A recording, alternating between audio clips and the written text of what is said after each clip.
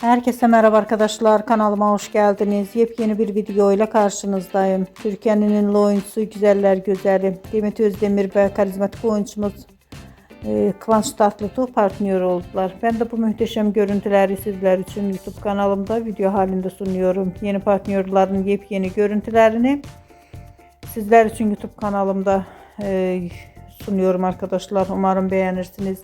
Videomu beğendiyseniz kanalımı izlemeyi ve bildirim butonuna basmayı unutmayın. Şimdilik benden bu kadar olsun. Yeni videomuzda görüşmek üzere. Hoşça kalın.